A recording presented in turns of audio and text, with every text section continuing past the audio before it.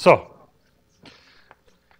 this is kind of a summary of the last 2 months, pretty much, the one on the left. The one on the right is just a small wrap-up of the last class.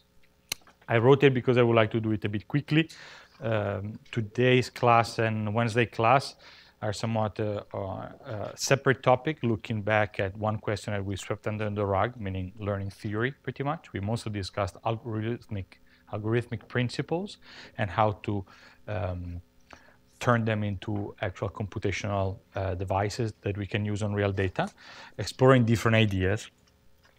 At the beginning, we just went in the direction of going beyond this kind of, the main goal was starting from the most basic instance of regularization, which is this penalized idea, the very first thing we did is spending some time to allow ourselves to work with infinite dimensional model, non-parametric models. So we allow ourselves, so here there is a minimal of some empirical risk with some regularizer over some class of hypotheses. And the first thing we did was consider hypothesis classes that were defined by kernels, possibly giving rise to infinite dimensional spaces, and considering the regularizers to be the norm. Then we moved away from this kind of scheme, and we somewhat discovered a bit this more, slightly more unconventional, at least from a machine learning point of view, style of regularization by iteration or by projection, for example. And then we went back to here to discuss more diverse kind of regularization, where rather than thinking about different form, we kept this form, but we actually played around with H and R.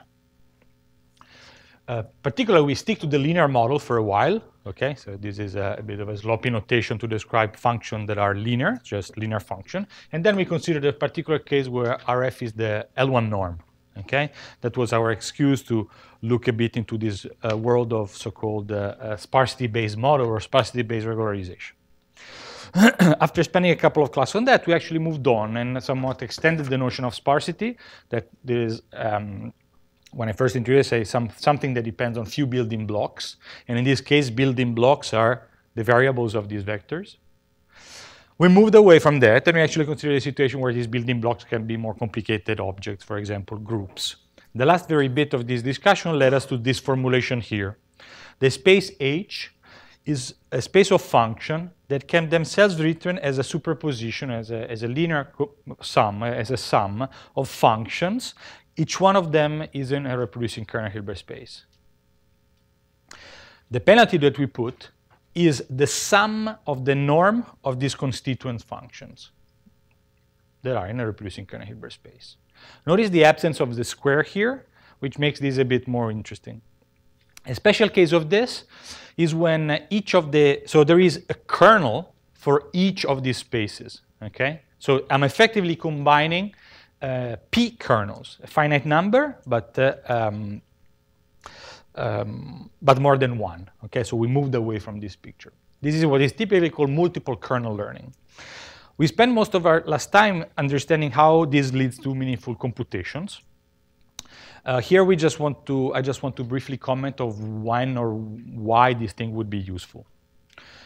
So first of all, notice that this is a strict generalization of what we call the group lasso, and we get back to it if we just consider Kj to be just kernel defined on set of features or set of variables. Okay, so again, I can just say, okay, I have a vector of p variables. I take the first half and I call that a kernel. I take the second half, I call that another kernel, and then I just use this model. In that case, the first half of the variable will be the first group, the second half of the variable will be the second group. And I'm making my life simple here, ignoring a bit this whole issue about overlap. Okay, we discussed that at length. It can be fixed this way too, but for now I don't want to zoom in that detail. All right, fair enough. But the interesting case of this is also when you actually are not considering. So, and notice that more generally, this idea of combining kernels can be interesting, for example, in the case where you do some kind of data fusion. Generally speaking, referring to the idea where you have different kind of features for the same data set. Okay, I don't know, text and color, or text and images. Okay, or very different features for images, color and presence of gradients. Okay.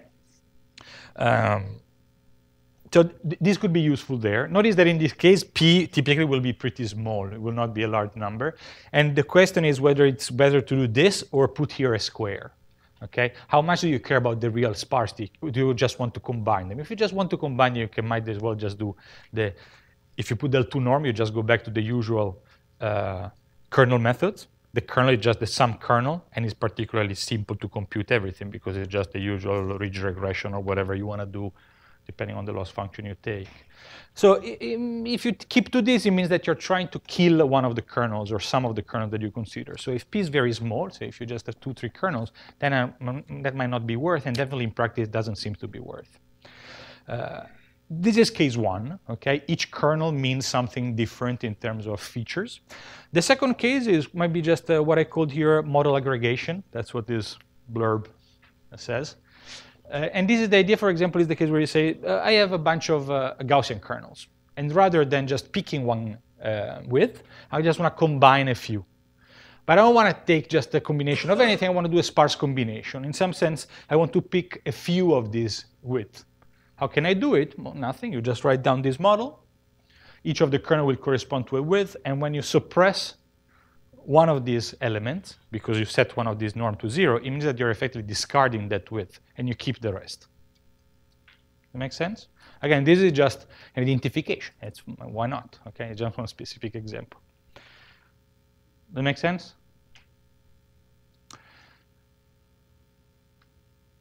The last point is the one that I personally prefer in all this story. I think is the one where the things turns out to be particularly interesting, at least from the perspective we'll be considering. And this is the specific case that is by no means general. In fact, it's very specific, where each kernel, you see here I put x and x bar to generic vector of whatever size they have to be.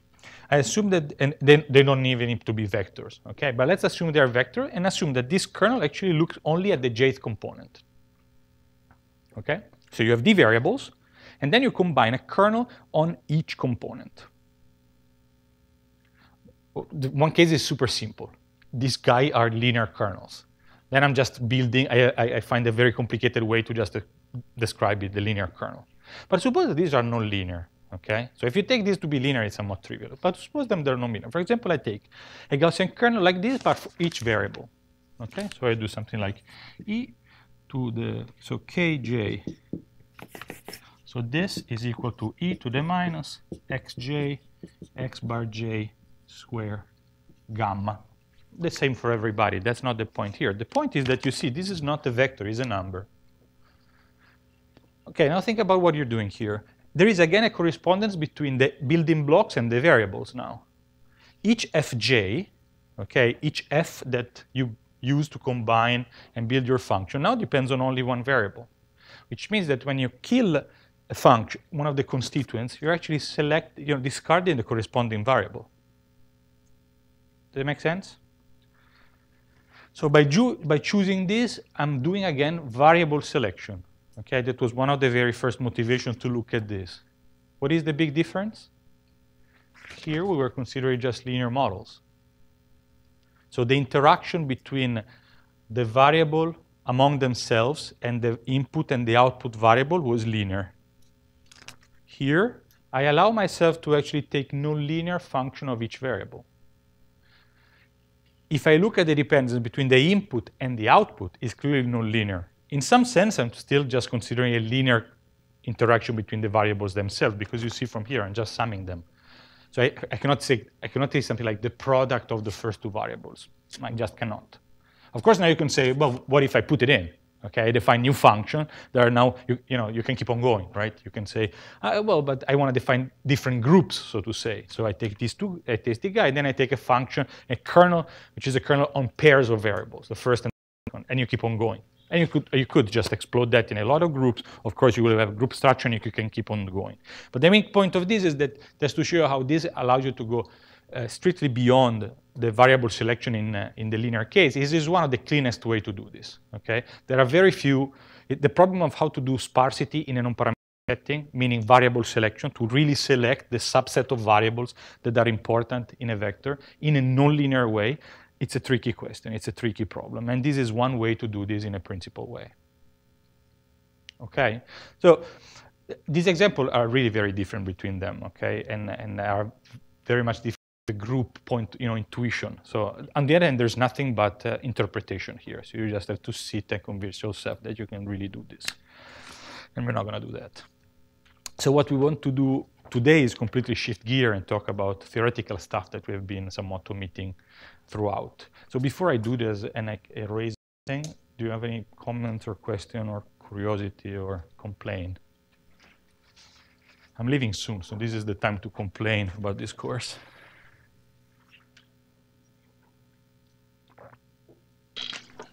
Jokes apart, is there any comment about this?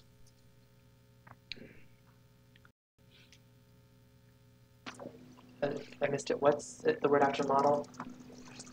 The what? The word after model. Aggregation, like combination. Instead of picking, it's sometimes used as an alternative. Instead of selecting a model, in our case, selecting one width, one gamma, aggregate, I combine a bunch of gammas.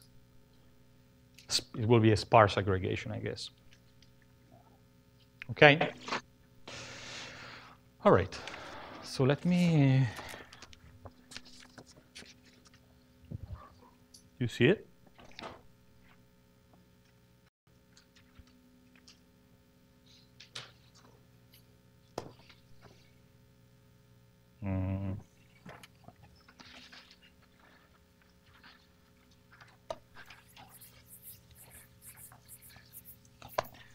So we go back to the back to the future kind of thing, and we go to class 1 now,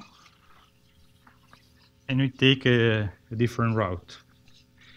So you remember the route we take at the beginning was, all right, I define the problem, and then I just tell you a bunch of different ways to solve it, and I look about how I can incorporate prior information and what kind of computation are entailed by this. Now we just want to really go back and ask more statistical question, and you can do a whole course just on this topic. We generally do 2 classes, and it's kind of a guiding tour of a bunch of pretty complicated papers or introduction that you find around. This is a class that, I was rewriting myself the notes because this is a class that itself doesn't, I'm not going to show you any particularly complicated technical, I'm not going to use any particularly technically sophisticated, yet it's probably the couple of classes that are more dense from a conceptual point of view. They contain very subtle points and very deeply important philosophical points that have direct implication of the way we think about developing algorithm and so on and so forth. And probably is one of the parts that is somewhat more especially exactly because it is somewhat hard to find and very dense. It's something that probably is often overlooked once you just start to play on machine learning and you just turn the knobs of the different machines.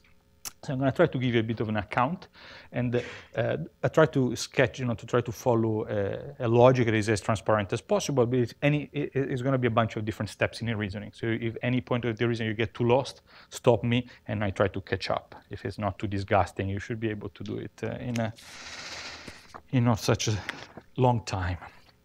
So this is our goal today. Explain what do we mean to learn from a more quantitative point of view. Okay, and we go back to line 1, which was give me a data space with a probability distribution, a loss function. Here, you remember there was a whole discussion whether I want to put here epsilon on R. In most example we made, it was fine to put epsilon is y to be R. Now we're going to be general, y can be whatever. Okay, and then the problem to solve a minimization problem, which is that of minimizing some functional that we called the expected risk, which is what? Is the expectation of the loss function over all possible pair of points. Or in other words, the sum of the errors over all possible pairs weighted with respect to the probability to sample that pair. So points that are most likely to be sampled will cost more.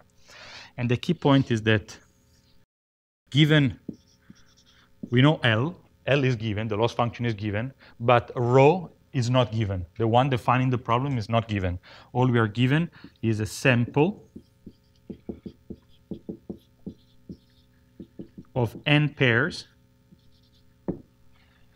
sample to rho n, okay? What does it mean, rho n? This is, you might have heard of this thing before.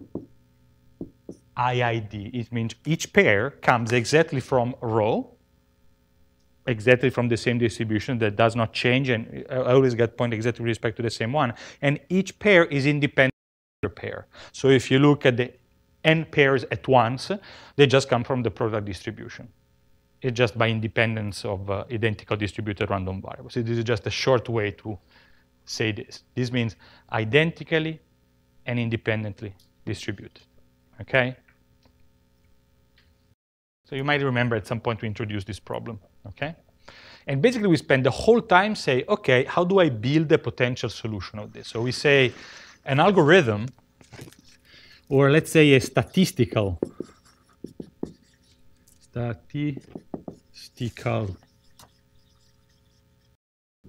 learning algorithm is a map A that takes a data set and maps it into a function, okay? I typically use the notation f hat. Sometimes today I'm also going to be more explicit and write down explicitly the training set there where I okay? And remember that this function depends on the points, and so in particular on the cardinality of the points. So we'll ask things like what happens when the number of points goes to infinity, which makes sense because these guys depend on the number of points. So the question we ask is, how do you build such maps depending on different situations?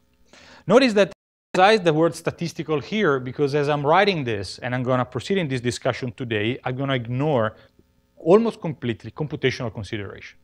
This could be, to what I care about at least for today, this could be a horribly hard procedure to, to hard computations, okay? Combinatorially hard or complicated computations. So in some sense, I emphasize this is when you say learning algorithm, oftentimes you mean something that is an abstract statistical procedure, okay? You already have a bunch of examples of this, pretty much everything we've done in the last 2 months. Today we want to ask a different question, which is, okay, we have that stuff over there. If you're a theoretician, once you're given a solution, you would like to understand in which sense you're solving that problem. And notice that there is no hope to solve that problem exactly. Why? This is just a sanity check and to stop talking and you stare at me. Well, because you don't know the distribution, you only have samples. So how, in general, it's very, wishful thinking to imagine that just based on endpoints you can solve that problem. Also notice, by the way, here I didn't emphasize what is f. You remember what it was? What is this calligraphic f? It's actually one of those important details. Measurable functions. It's everything.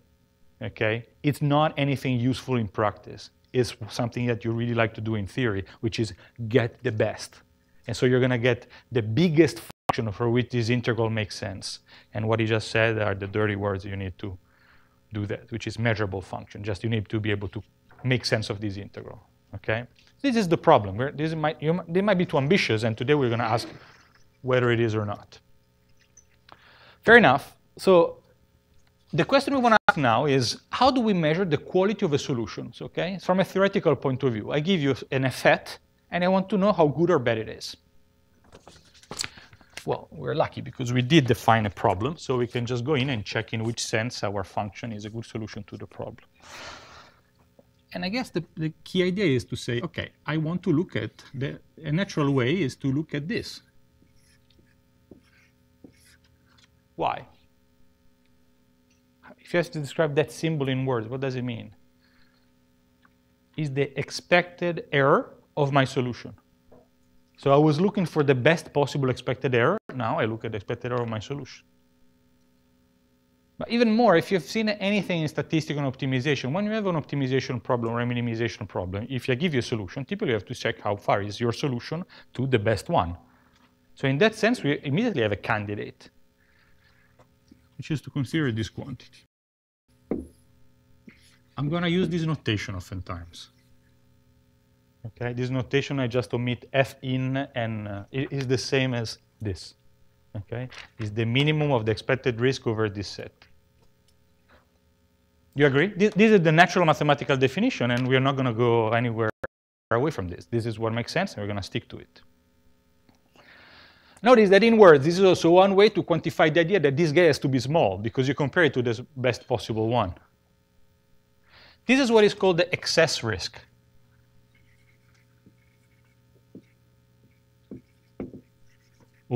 Excess expected risk, okay?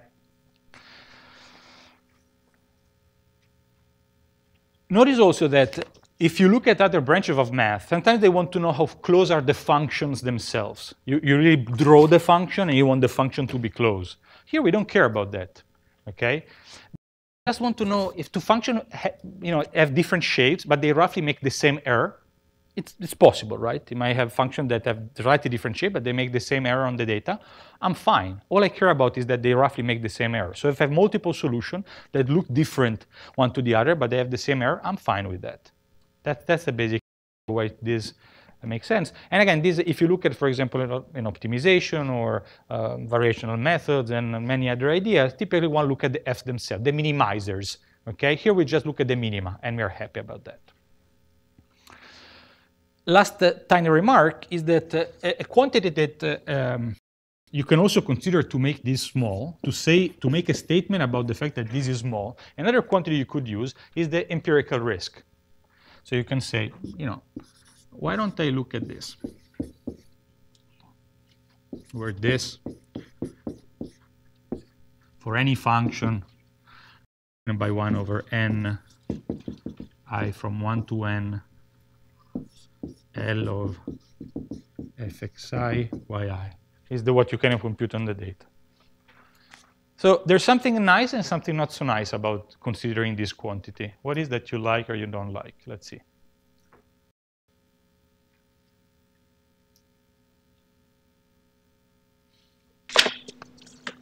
Yeah.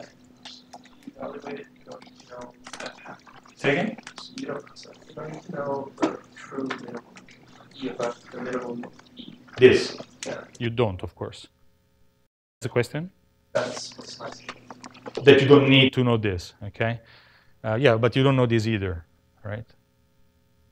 So how about this? You don't know this either. I guess, going in that direction is the point that you traded this guy for this guy, and this guy at least you can compute on the data. So you can say, give me an access to, access how big is this based on something I can measure in practice. It's true, okay? That's the basic thing which is nice about this. What is not so nice? In the sense that you define the problem, and now you just define another measure of quality, and it's obvious how these relate to the problem you define. Okay, you say, I define a problem, then I find the solution, and then I find another thing that I like. Okay, it's kind of weird if you think about it. We're going to see that, in fact, they're tightly related. In some sense, this quantity is very much related to quantity like that, but we need a few slides for that. So for us, in this class, despite long discussion that I had in the past with Tommy, in this discussion today, this is going to be our primary goal, and we'll see this appearing as a device to actually prove stuff like this, or anyway, go in the direction of proving things like this. Of course, this is interesting in its own right, and you can spend the whole life studying it. It's just not obviously related to the problem to begin with. Okay? It's a question? No. So far, so good? Okay, we need a bit more. Okay, because okay, what do we want to ask about a quantity like this, and how we need to be a bit more precise to try to do it. Okay, because see, this is a random variable. So what does it mean to say that, for example, this is small or it goes to 0? It's a random variable, so we have to decide what to do. And in learning theory, the classical way of doing this is to consider the probability of this quantity being bigger than epsilon. And the first thing to try is to just say that this goes to 0 as the number of points goes to infinity. So in this case, I fixed a problem, a distribution, and I consider this requirement for any epsilon. So in words, this says, fixed any accuracy, I would like my solution to solve the real problem. If you give me enough data, infinite data, I would like to go there. Okay? Yes? So it's saying, given an epsilon, you can always find some capital N such that you have I'm going to more.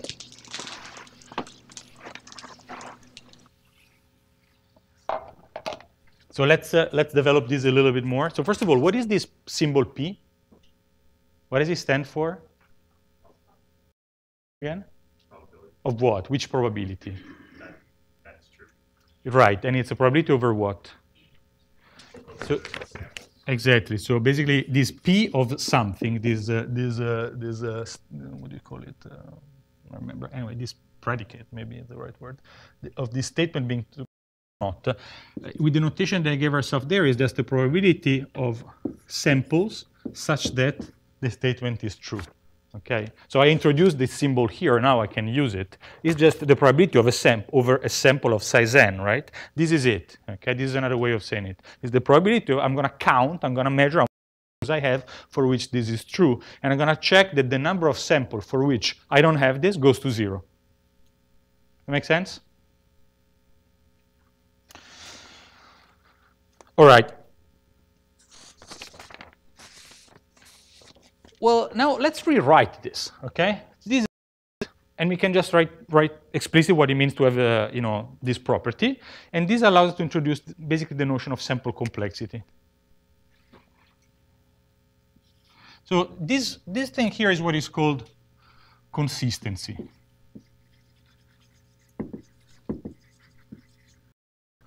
We say that our algorithm is consistent if it does go to the best possible solution. And because you see, I allow myself to put here not a fixed one, but any of them. I pick one, and then I consider the limit. Okay?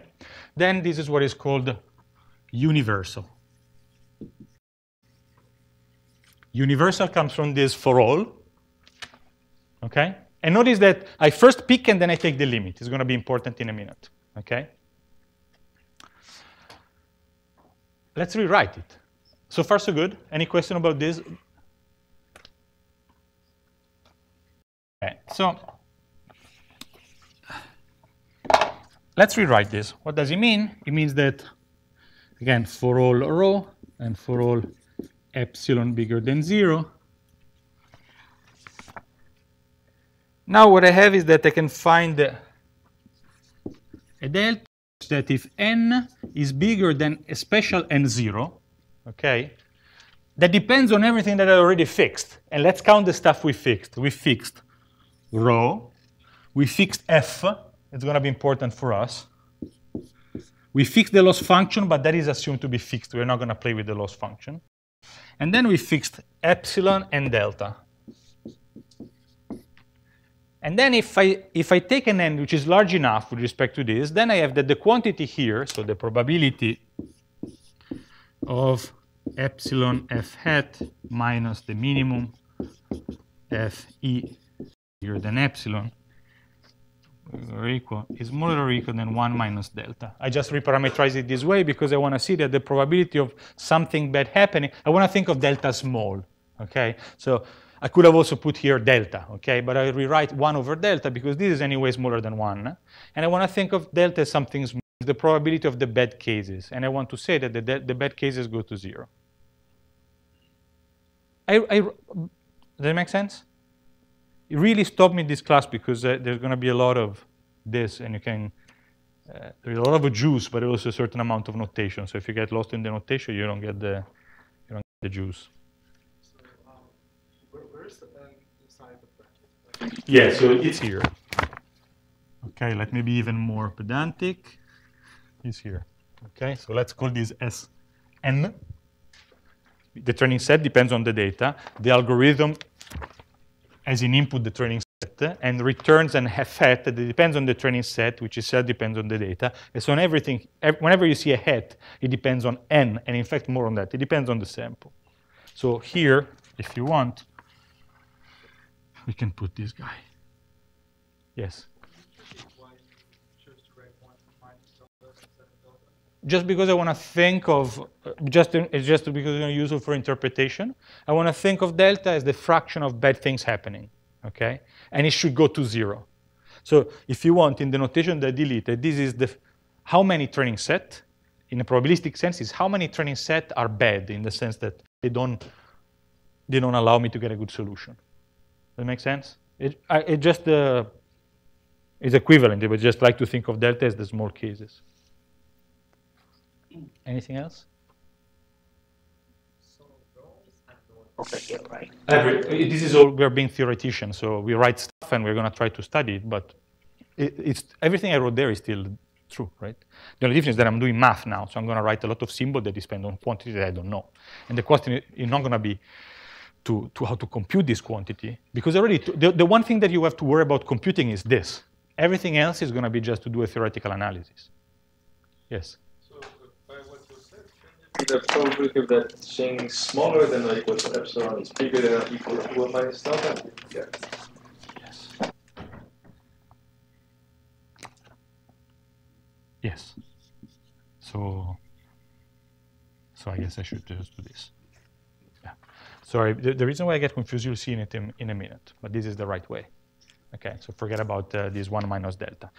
You see why, because the reason why is because oftentimes what you do is that this is the one that comes from the limit, but oftentimes you swap this and you say the probability of this being small is very large, okay?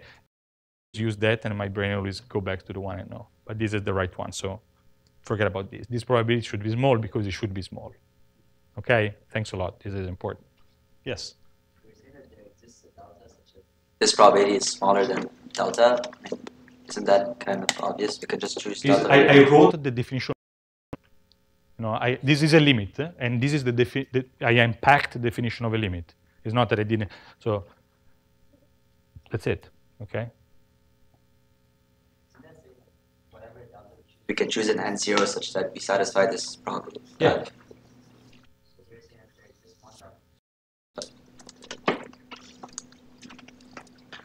Again, yes, this is just for, sorry.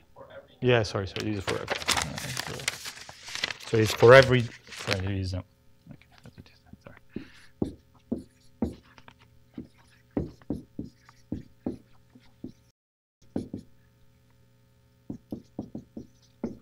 Like this, okay? Yeah, you're right. So for any delta, I can find an n0 that depends on all these quantities such that then it's fine. I think this look seems to be a bit more correct. Okay. Notice that this is what it's called the sample complexity of this problem, of this specific problem here, because it's basically given the function class I want to consider, which is everything for us. And this problem, it tells me how many points I need to achieve an accuracy delta with a confident epsilon with a confidence delta. Again, you could also rewrite this down as, okay? The rest is the same. And if you want, is a pretty natural way to say in which sense I can quantify the error I make in a problem that is stochastic and I cannot solve exactly. Because it just says how many points I need to achieve an accuracy. I'm going to make a mistake, so I have to quantify. And everything's stochastic, so I also have to decide to which, what is the probability of making such a statement. Okay? This is very much related to what is called, the probably approximately correct approach to learning. Okay? It's not quite that, but it's related to this. So far, so good? What is annoying let's see where we are. I just say, okay, I introduce a problem, I introduce a notion of solution, then I have to identify how good or bad is the solution, and then I just rewrite it in a couple of forms so that I see in which sense, some asymptotic statement can look like something I could be able to quantify. Well, what is the problem with this? The problem is, you see, this quantity depends on rho. So you will not be able to actually say anything about this, because rho you don't know, and you would like to have an estimate that holds, before knowing rho.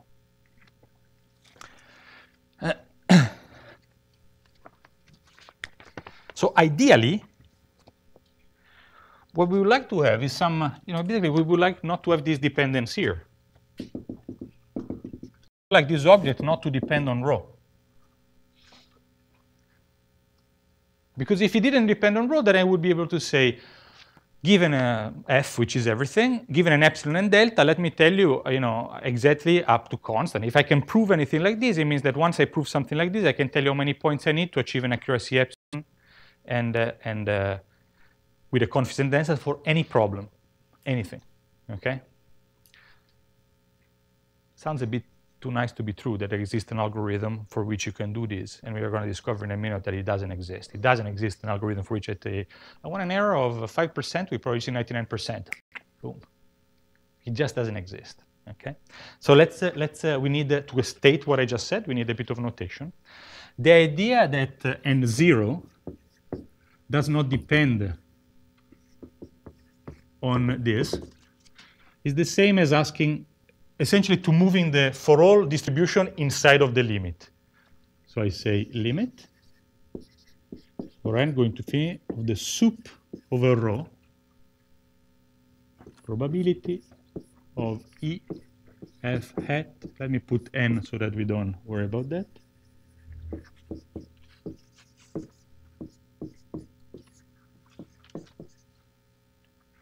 You can check yourself that basically the moment I request this quantity not to depend on rho is essentially the same as asking this statement towards for any rho. Okay, I want the limit to be true not for one rho that I fix, but for any possible rho. So clearly then expression rho will not appear because now it has to be true for every rho.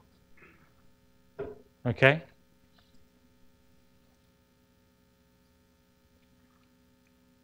Does that make sense? Well, unfortunately, there is that typically is referred to with the emphatic name of no free lunch theorem that actually say that if you take the stuff that you would like to be 0,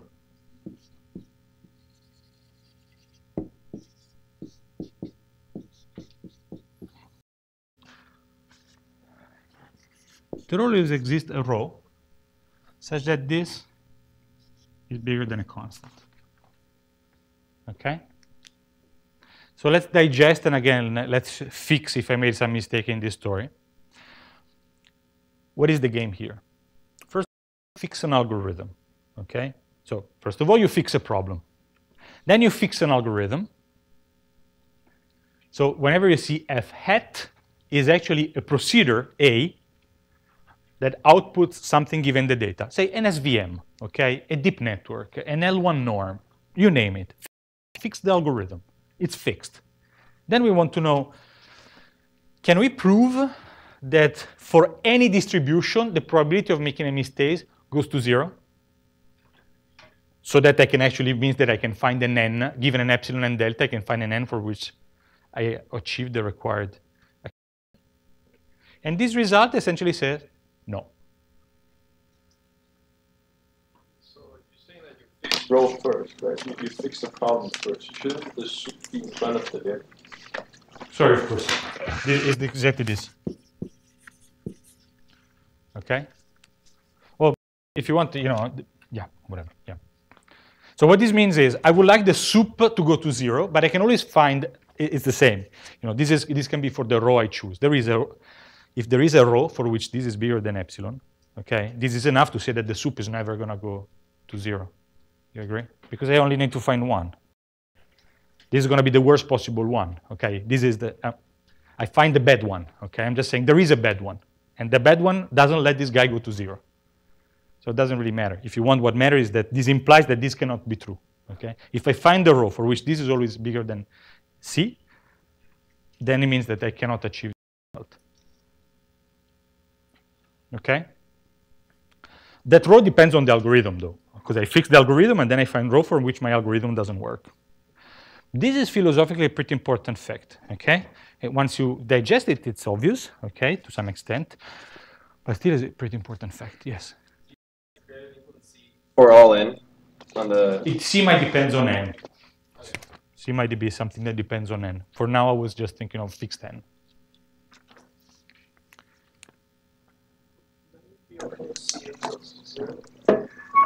Yeah, but it doesn't. So you can find something that is, that's why I put a constant, because it's a Cn, but it's somewhat always, it doesn't go exactly to 0. It's always upper bounded. So you cannot achieve this. Okay, Cn is a sequence that doesn't actually get to 0.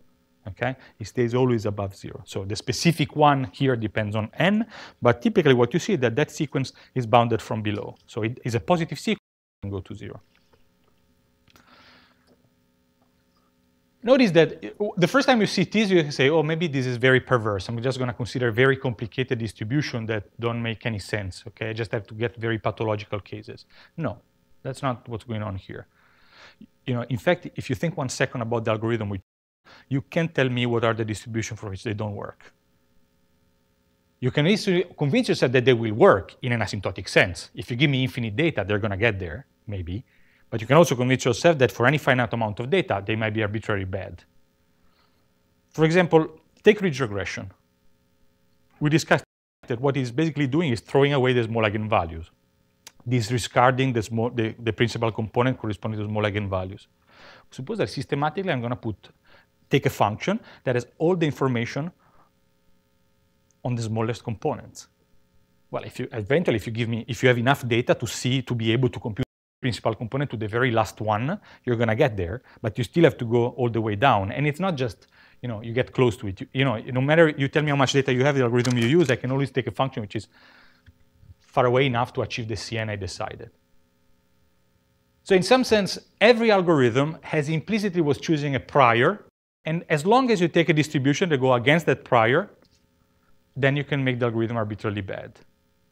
So it's not a pathological thing, but it's an inherent fact that we somewhat have been hiding priors all over the place. And once you state your prior, I can play adversarial and choose a problem for which that is a bad idea.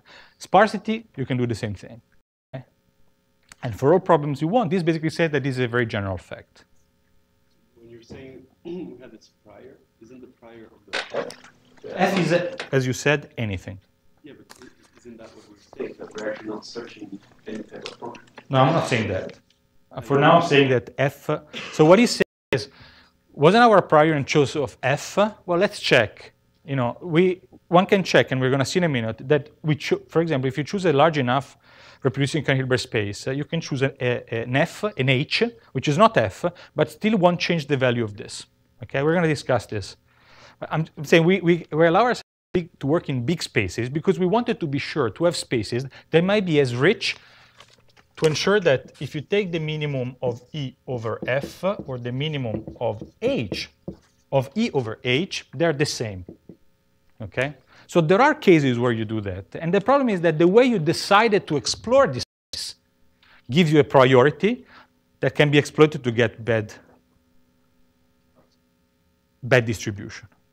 Again, I can take a big, ginormous H, but then I'm going to explore it by putting an L2 norm. That was our game, right? We gave ourselves a big, big space, and then we choose the regularizer to explore the space. Define through the regularizer what was the complexity measure.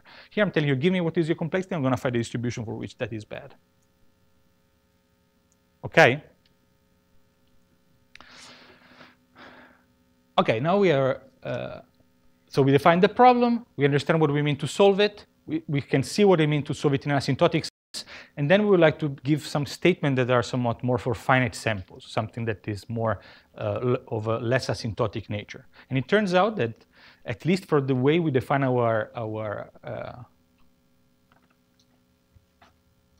least the way we define it so far, this is out of reach. It's impossible. Okay? It's not possible to fix an algorithm to ensure that it will work well for finite sample for every problem. So if we want to go, now you can notice that this is still a legitimate question, right? I can still ask myself if this goes to 0. Okay, it's not clear whether I can find or not an algorithm for which this goes to 0. So we accepted this as an okay question, and then we moved on to ask more. I'm telling you that you cannot ask more, at least in that way. We can still ask if this is a good idea, and if you can still ask if we will be able to somehow give some kind of a bit more than asymptotic statements. Okay, so we have two questions to the game. Can we build universal consistent algorithm? Can we say anything which is not purely asymptotic? That make sense? These are the two questions we want to ask. Okay, is the reasoning, are you following? Okay, so we basically have to, your face really is not particularly reassuring. Is there anything you want me to go over again? Yes. I'm going to ask the same question that he asked before. So why is it lim sup and not lim in that expression up there? So I don't know. I actually don't know if it matters. Really? But So that, I mean, the point of the story is just that I want to say that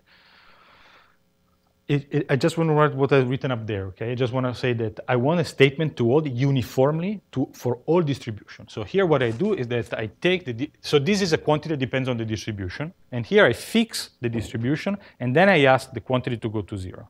Here what I do is that I just want to say that the limit, so I don't write, I just wrote the limit of the supremum of all this, okay? And that quantity is something that now has to be true. couldn't that supremum like depend on n? Like couldn't that like change? I could do weird stuff. So in that case, again, I'm not trying to be super precise on the meaning of this and go into the detail of this. I'm just going at the level of precision that I think is useful here, which is just that I want to say that I want to consider, if you want, I could also just say I can find another way you can say it is if you don't like it, and just say I can always find a row for which this is infinite, okay? Period. This is another way of saying it. Or is bigger than any increasing sequence that I can choose. And then you don't have to dwell with any of this. Okay? Yes? Does row depend on n? Row depends on n. Huh? You can, yes, in general, you can do pretty crazy stuff. Say, in the most basic version of no-free lunch, you can have a lot of dependence on quantity that are somewhat confusing. You can always just consider the very basic fact, okay? And that is the that I was telling you before. Is not that when you build, when you go in for real algorithm, because the statement is super general, right? It takes any possible algorithm in the world, and then you have to prove that you can do crazy stuff, okay?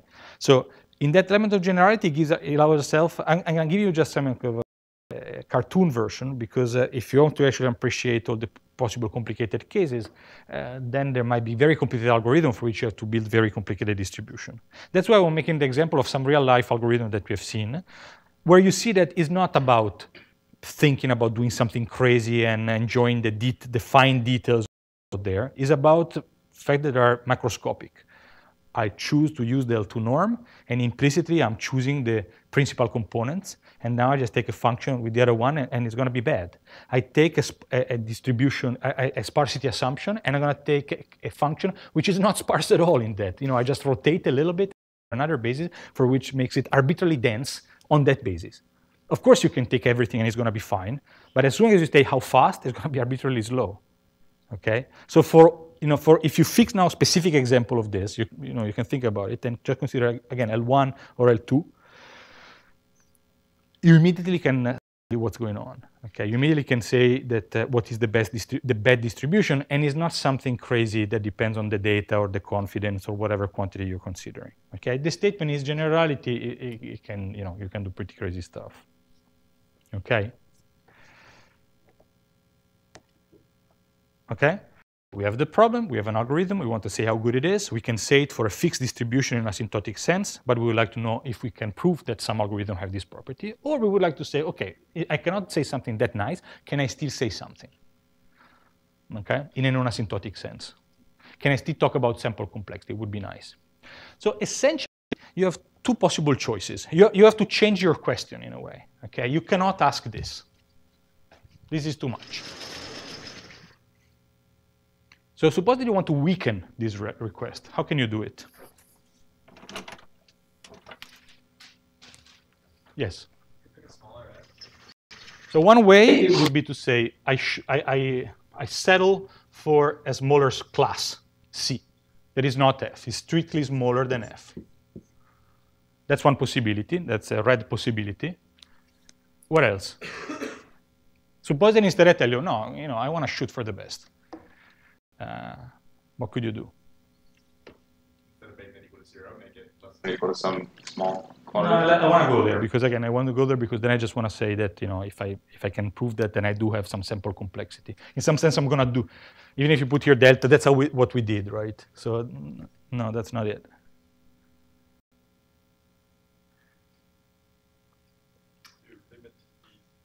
Space of distributions. Right. The other possibility is to say, instead of row everywhere, let me consider row in some subset. So again, I put row nothing, which means row can be any distribution. Here I'm saying, no, it has to be in a set. Now I have these two possibilities. I use that condition, and I keep f, or I use this condition, but then I allow myself, I don't have to use them both at the same time. I can use the red condition or the green condition.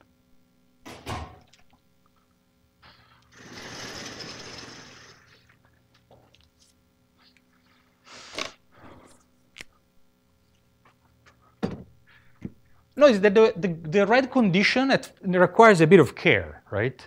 Because the moment I take a problem which is complicated and now allow myself to replace all possible function with what I want, well, I can certainly find a very simple case where everything works, right? Which is basically something where, for example, I take the space of one function, okay, or the constant function, just one. So if you make if you make your class C sufficiently small, that probably is not going to be very interesting. You're just going to have that, you know, there's nothing going on there. So immediately, if you go in the direction of considering C contained in F, the game is going to be in try to characterize how big I can take C before that's not possible again, okay? Before that request becomes impossible again. C that gets close enough to be the whole F, and I know that I'm going to hit the no free lunch theorem. So what is the C which is big but small enough to not hit the no free lunch theorem? Okay. For the second approach, the one where you restrict yourself to a class of distribution, it's a bit less clear how we're going to do that. What we're going to do is that we're actually going to consider this question for a while, and we're going to see that this question, it's interesting in its own right, but actually it does give you insight on how to solve both the question of universal consistency and the question to iterate for a restricted class. So we're going to work a bit on this question where I want to be completely distribution free. I want to consider everything.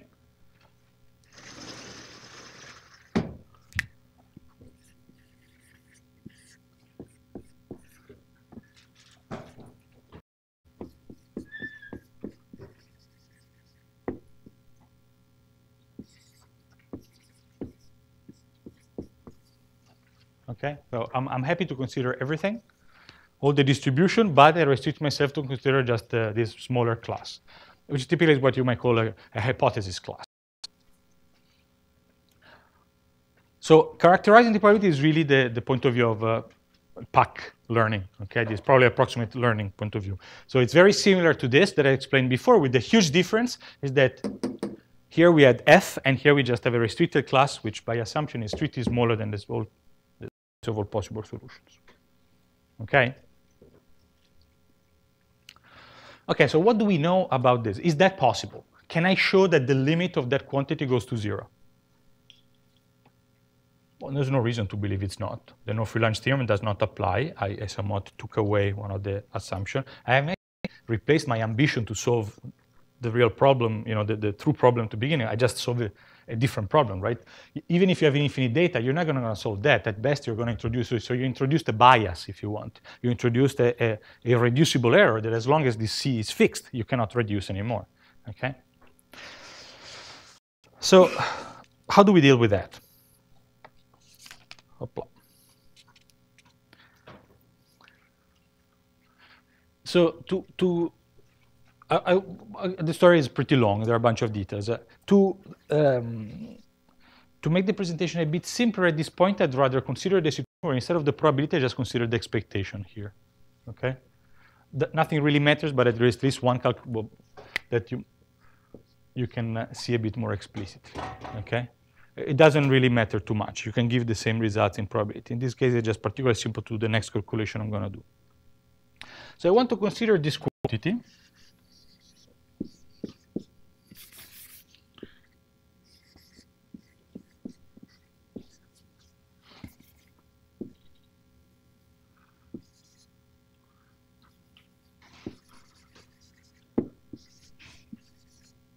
Okay. Yes. The expectation over resamplings, theoretical resamplings from Rho. It is always the same probability. So before it was over the S of n, if you want, over the training set.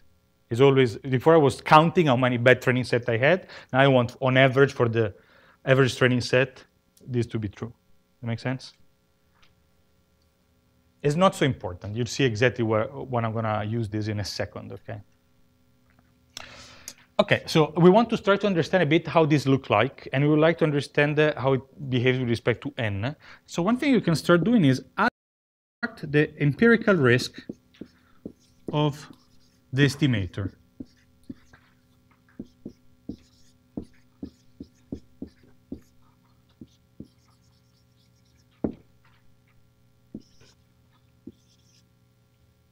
Okay? I just quantity I would like to control in probability, and now what I do is add and subtract something, which is the empirical risk of the estimator. Yes? See, I was trying to do it before, but... Okay? Then notice that this first quantity is exactly what we call generalization. And this second quantity is... Some quantity is sometimes called the asymptotic empirical or risk minimization property. It's basically say that what you do on the data should be close to minimizing the true function. Okay, that's the basic idea. So you have instead of looking here, you look at the expected to expected. Here you look to empirical to expected, the best and the best. Okay. I want to get rid of this guy. I want to show you that this is not going to be our main concern, and that's why I put this, because we can kill it fast. But to do this, we are going to restrict ourselves to a specific algorithm. Okay, so we're going to assume that the way we exploit our class C is just by minimizing the empirical risk on the class. Okay, so we're going to restrict this analysis to the specific algorithm that is empirical risk minimization. Just defining, looking at the minimum. So E hat F of hat is the minimum over the class of the empirical risk. Okay? Why I'm doing this? Because that now I'm in the game and try to see how big I can make a class and still learn from it. Okay? So I'm in the game where I instead of picking the algorithm and try to see if I can do everything I want, now I fix the class. So I'll be happy if I can show an algorithm that I can actually get good results for this. So I fix ERM. This actually allows me to somewhat concentrate on this first part. Why? Because the second part can be rewritten as minimum of E hat minus minimum C. So I show you now if you now consider the expectation, and this is the only reason why I restrict myself to expectation, to make this calculation easy.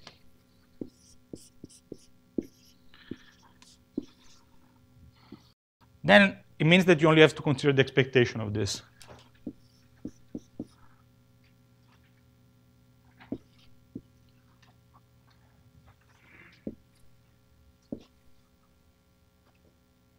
Okay? This quantity doesn't depend on the expectation at all. And here, the expectation of a minimum.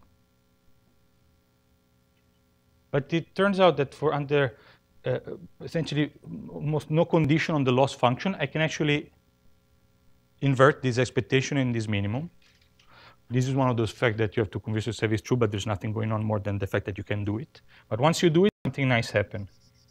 Because now you have that, you see, okay, what happens is that you have the minimum of the expectation of Sn of Fe hat. And if you want, this is for where now the function is any fixed function, okay? Minus minimum C. Okay? If you want here, I'm going to put the other. So what I did between here and here is that I get an inequality by swapping the order of the minimum and the expectation, okay? Why am I happy about this? Because what you can see that now what happens is that if you take any function f,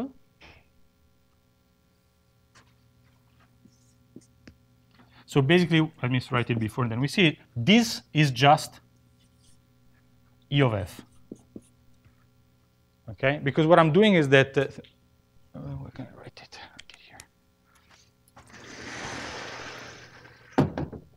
I have 1 over n, sum I from 1 to n, L of f x yi. But now I have the expectation over S of n, which is effectively the expectation over each pair in my training set. So it's expectation of x1, y1, dot, dot, dot, expectation xn, yn. So now I can, by linearity, the expectation can go in there, and this is going to be equal to 1 over n, sum I from 1 to n, expectation xi, yi, L of fxi, yi.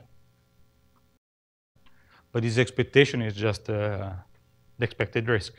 Okay, I'm taking the loss and now averaging out with respect to the pairs.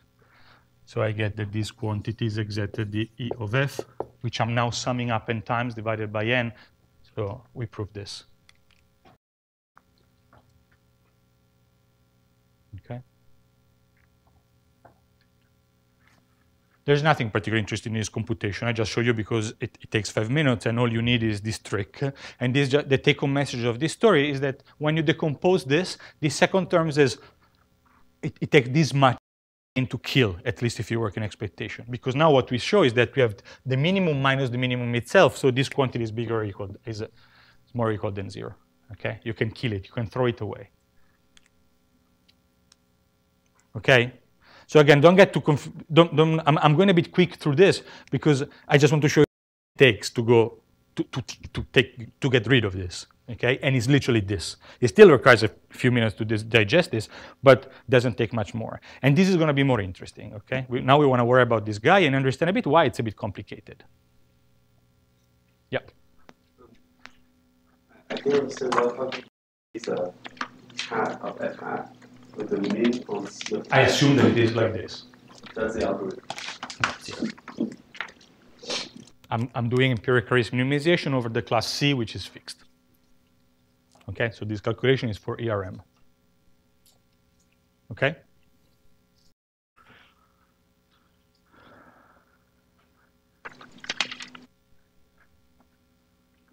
Okay. Now we have to worry about this guy. Let's take a look at what it is. I already start writing it there. So if you consider the empirical risk, its expectation is the expected risk for any fixed f. That's what I wrote here. Okay? And in particular, if you think about the law of large numbers, it says that if you define this quantity to be ze, then this is just the expectation of z. You take any result that you like, it says that if you take the finite sum of ze minus the expectation, and if you ask when it's bigger than epsilon, then you can control this probability. This is the weak law of large numbers. Okay. And not only that, you know that there are or should know because you've already seen other machine learning courses, that you have several inequalities that can allow you, depending on the assumption you make on z, to quantify this probability, the so-called concentration inequality. Markov, Chebyshev, well, I guess Markov, Chernoff, Chebyshev. They basically are inequality that allow to fix this thing to just tell you which speed does this happen. And the classical result is, for example, if this zi is bounded, okay, then this is going to be smaller than e to the minus epsilon square n. Okay? This is basically Oefting inequality. If zi are bounded, smaller than, say, 1, okay, for all I, then I get a result like this. Okay? Now let's put together the pieces we are up to now. Okay, so I'm basically saying, okay, I understood a bit how to ask the question about the quality of the solution, and after some convincing myself that I was shooting too high, I settled myself for this question. I still try to understand a bit the nature of the error. This guy spent some time doing some quick computation, telling me there are 2 terms and one I should not worry about, and then I'm left with 1 term. And now we want to think about this term a little bit. And this term looks a bit like this. Right? is a sum of loss function on training set points that are IID minus something that look a bit like the expectation. And so can I just use this result? Can I use stuff like this to control this? Or can I just, even without worrying about estimating the probability, can I just try to look at the expectation of this quantity? For example, we show now that the expectation can enter the bound and blah, blah, blah, blah, blah. Can I use this trick or not? There is one crucial difference between whatever is on this board and whatever we're trying to achieve here. What is it?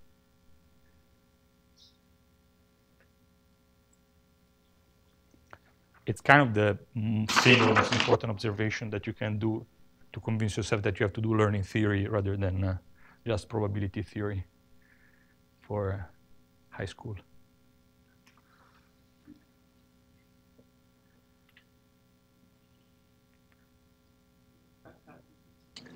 Right. So he said F hat depends. F hat depends on all the data. All the data are not are all the data, so are x1, y1, xn, yn. And everything I wrote there doesn't work anymore. Because you see, to interchange, to let this guy go in and have all of this term depend only on one integration, on one average, it was important. It didn't matter. This f didn't matter. If I want to go in and apply the law of large numbers, I have to say that I have a sum of independent random variable. But look what happens if I do this. You know, it's all, everything is wrong. It's all wrong. Because when you say f hat, it's not a fixed variable. It's a variable simultaneously on all the variables at once. You lose independence, and anything that you wanted to do before doesn't work anymore.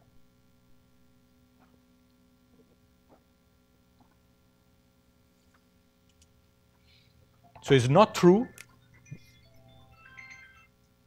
This is not true anymore.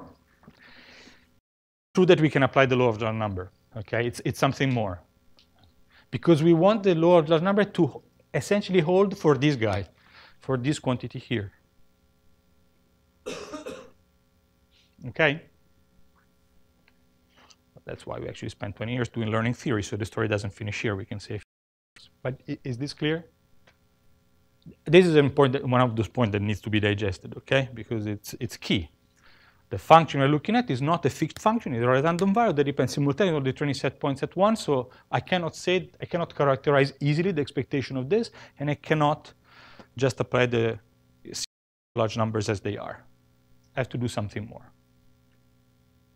So it was really important that you were able to add that min over there. Then it's like the reason you could eliminate this was because the second term. Sorry? The second term. Yes. Yeah, like, otherwise it's going to be more of a pain.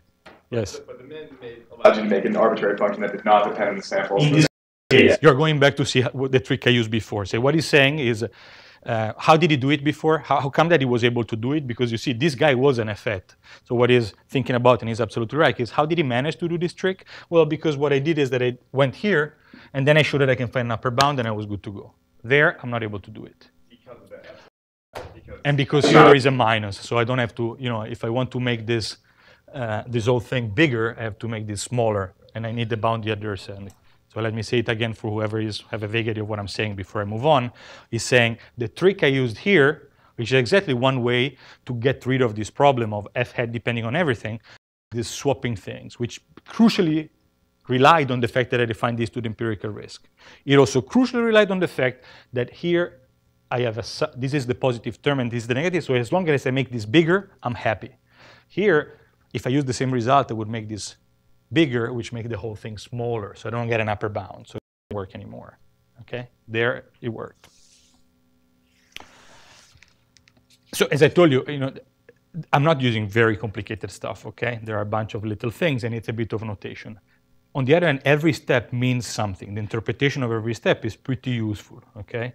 And I'm trying to point you out to what are the points where there are some details hiding, okay? For example, in the no-flange theorem, and some points where really the calculations are just right there. Everything is what you see.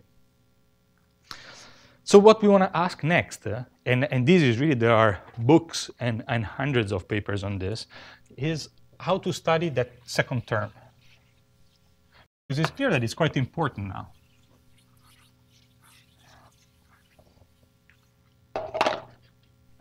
Before I move on, notice also that you can say, okay, but we're doing the whole theory for ERM, okay?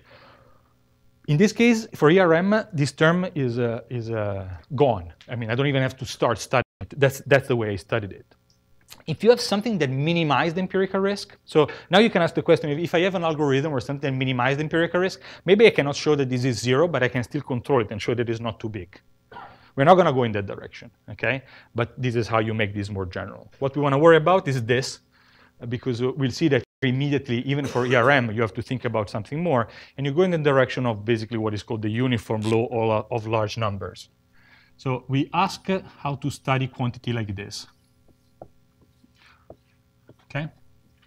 I swap the order and I put the modulus because I'm lazy and I don't want to think about stuff. I just want to know how far away are empirical averages to the expectation.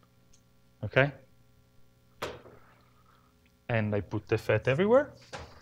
And now we know that this is not just the law of large number because FAT depend on everything, blah, blah, blah, blah, blah. Okay, how do you study this? There are essentially two ways of doing this. And again, this could be either in expectation or with the probability that this is bigger than epsilon. It doesn't matter for this discussion. There are essentially two ways of doing this. The first one is what is called stability. And the second one, I guess we could call it UGC property or complexity. I hate UGC, it's too complicated, so let's just call it complexity.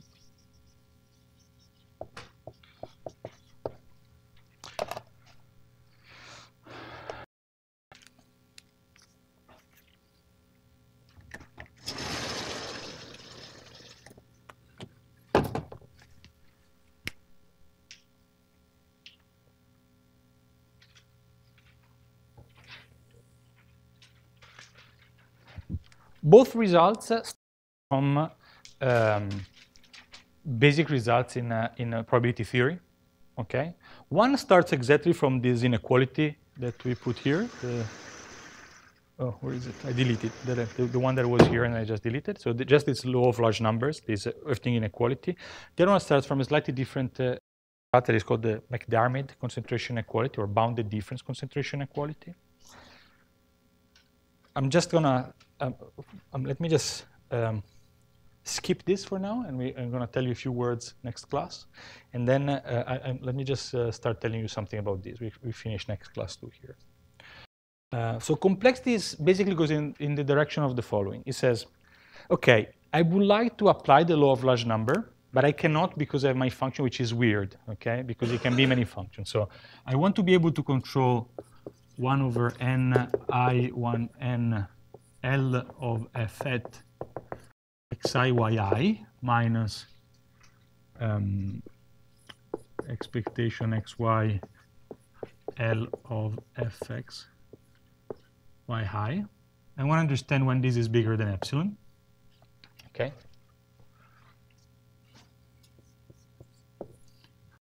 And if I just look at the usual law of large number, it basically works if I put a specific f. Okay, so I'm going to say 1 over n, I from 1 to n, L of f xi yi minus x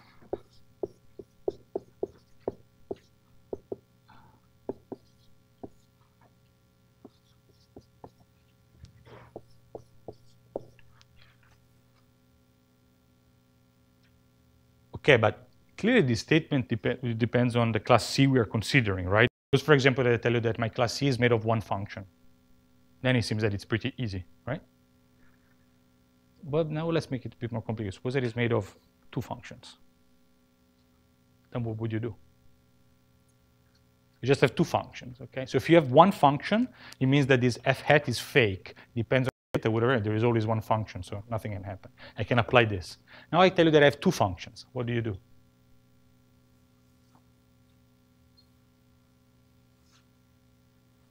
This is a result that you know from a book, and you would like to now prove a similar result for this. You would like to use the mathematical result that tells you how to control this. For example, I give you that this is smaller than e to the minus epsilon square n. Let's assume for a minute epsilon square n. Let's assume for a minute that L is bounded, okay? And for some in classification, we know that the error cannot be bigger than something. We just say we take the hinge loss and we take a bound, okay? Or I put it by hand because I want to bound it and because this is not a discussion about the tail of the distribution. So you have this result for free. Use it. What do? You want to prove this. And your space of function C has cardinality 2. So there are two functions, G and H. What can you do?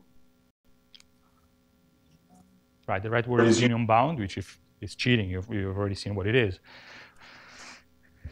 But what is the idea? If you have an event, okay, this event, the fact that this effect is true, means that it simultaneously, it has to be true for both G and H. When you look at the random variable has two possible values, G or H, okay? Can be either one of them.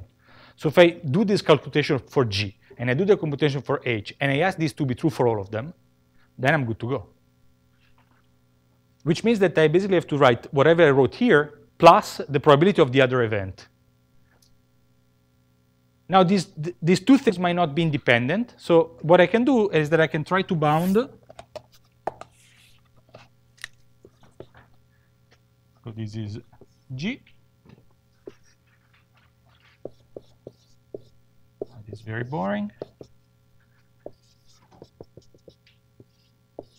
I'm making you a big present right now, so listen. You'll thank me in a bit.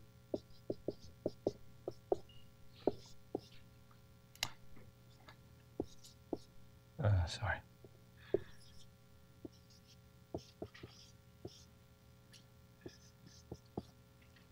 Okay. So the fact that this is true is upper bounded by this plus this, which means that the result is upper bounded by twice whatever I have if I adjust one function.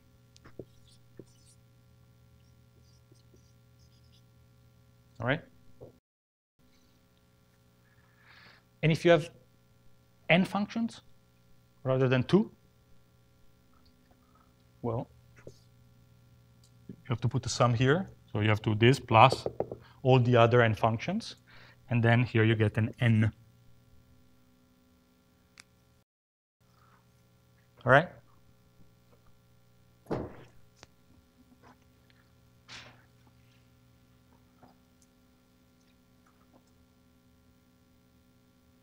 So there are at least two questions here. How does this relate to the discussion we already have about sample complexity? And two, okay, how do you bound n functions? So even if you consider linear functions, they're not n, they're infinitely many. Well, so it's a finite dimensional space, but you can count infinite lines in there, okay? But time is over, so you will have to wait. Two questions we want to ask are, to finish these are, how to go from n to more than n, and we're just gonna, I'm basically gonna do a drawing, and then say, okay, how does this tell me about the sample complexity? What I want to do next time is just to at least mention stability, and then go back to the original question, which is the one where we don't restrict ourselves to the class C. We want to solve the whole problem.